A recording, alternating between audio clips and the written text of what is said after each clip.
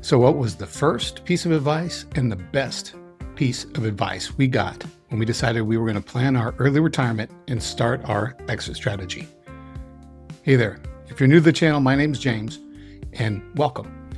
So the first piece of advice we received from a CFP, our Morgan Stanley retirement advisor, was find your number. What number is that? I think we all know it's the number, the income you're going to need to live the lifestyle you want when you retire. Lifestyles change in retirement, and the amount of money that you make now is not going to be, obviously, the amount of money you're going to have when you retire. So what did we have to do? Well, we didn't worry about what we were spending currently. That comes later when we're planning on how to fund our retirement.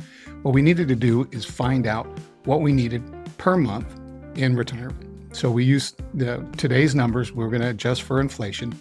But if you know me, you know that I like spreadsheets. So we put a simple spreadsheet together, and I'm going to put it up on the screen here, show you exactly how we did it. Now, we were a little bit lucky because we had already purchased a retirement home here in the Villages, Florida. So we had 2 years of bills and expenses that we could look back on and see exactly what we spent when we were down here. So anyway, I'm going to put the spreadsheet up and we can look at it now. So the first thing we did is we put all the numbers that were basically recurring bills every month. So we started with insurance. That's our car insurance. The lawn, we actually decided after we put this spreadsheet together that we were going to do the lawn ourselves. So we're going to save a little money there. The internet, which is all important because that's where you get all of your streaming services and you can do your work if you're still working on there. So you need to have that. Electrical, that bill. Our water, sewer, and irrigation all comes in a single bill. So I put that in there. We have gas in our house, gas for the water heaters and to cook. So we have that. Our property tax, we broke into monthly payments. We paid it all at once, but we put it in this spreadsheet as monthly payments. And then we have something called a bond in the Villages. When you buy a house, you pay for the infrastructure separately from what you pay for the house, and that's called the bond. And it's basically a very low interest loan that kind of piggybacks onto your mortgage. And then we have an amenity fee, which is like an HOA fee. It allows us to enjoy all the rec centers and all the golf we want, and we don't have to pay anything extra unless you want to do a little upgraded version of the golf courses or pay for an extra class or something like that. So as you can see, our reoccurring monthly average was $1,530 a month, which is not too bad. We really thought it would be more, but in our house in Texas, it was about 2.5 times that, just to keep the house running. So the next thing that we came up with was our food, the groceries.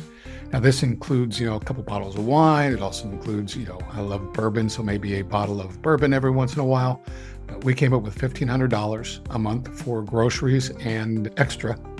Entertainment. Now we use entertainment as a catch-all. That is kind of going out to eat, going to a movie or to a show or a concert.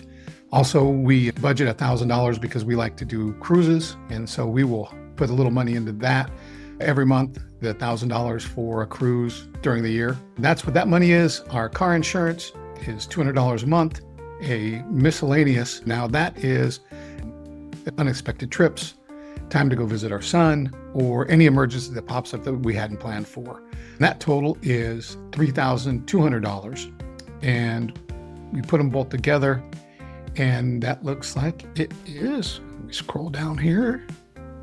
That looks like it's $730. So, the national average is about $60,000 a year that people spend, and it looks like our retirement is going to fall right into that. So we've got the first step down. Now yours is going to look different. You may have significantly higher or significantly lower costs, but what I really found helpful for this was, we had a history of what our retirement bills were going to be. So we were able to put those in a spreadsheet and have real numbers. This is an average for 2 years. So it's pretty good numbers. So once we got these numbers, we decided, okay, we know that we need around $5,000 a month for that. Now what else? And that's where our goal of $9,000 came from. We like to travel.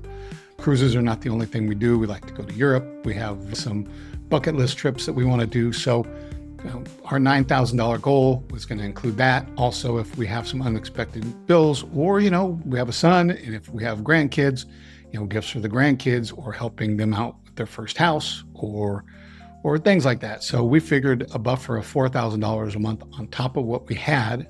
We decided it would be exactly what we needed, and we believe we can get there because of the numbers I'm going to show you next.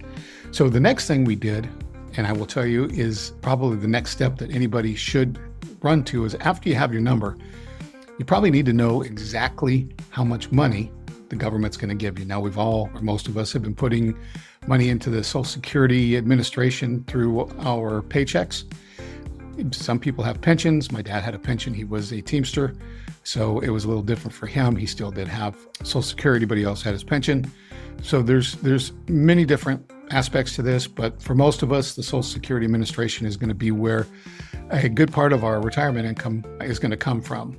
Don't know if it's going to be there in the same form when we retire, but I'm sure in some form, shape, or way, it's going to be available. So first thing you need to do is go to ssa.gov, Social Security Administration's website. You need to log in and you set up an account. I use the login.gov. It seemed like the easiest way. There's a couple different ways you can set up your account and then log into the website. And once you do, you need to do a couple of things. You need to verify that you're eligible. And I believe you need 40 work credits, and that is about 25 years worth of work history. And they have a mathematical equation that they use to tell you exactly how much money you're going to get based on the amount of money you've earned and put into the Social Security account. So what you need to do is go into that, find out. It's right on the first page. It will say how many credits you have. If you have 40, then you are ready to go. So that's what I would look for. The next thing is I would click on your Social Security statement. Now, what that is it's basically a bar chart, and it's going to show you how much money you're going to receive when you retire at different ages. So I believe it's 62, 65, 67, and 70 are what they show you. I'll put ours up here, or mine up here, so you can see exactly what ours is. I believe just because what I've put in myself, we will be bringing home just from my account about $3,500 a month if we retire at 65. My wife's a little bit less than that. So what we're budgeting on that is about $6,500 a month from Social Security. Now, if we have no money in savings, that $6,500, I think you have to pay income tax on that. Hopefully it would net out about, more than $5,000, and, we're pretty close to being where we want to be at, $5,000 or $6,000 a month just from Social Security. And then the money we have saved can fill the gap of what we want. So first thing I'd do, like I said earlier, is find your number. Next thing I would do is log on to the Social Security Administration's website. Find out exactly how much money you have coming to you when you retire. If you want to retire at different ages, you'll have different numbers. Now, one key thing is as you age, as you put money into it, they use an average of, I think it's your best 25 years. So if 25 years ago you were making, significantly less than you are now, and you were going to work another 5 years, those numbers will go up as the years go by. So make sure you look at that every year just to see where you're at. You can combine with your spouse. So like I said, mine's going to be about $3,500. I think my wife's going to be about $2,800. So we should have a decent head start on the money that we're looking to retire with. We're going to talk about in the next videos, the honest math.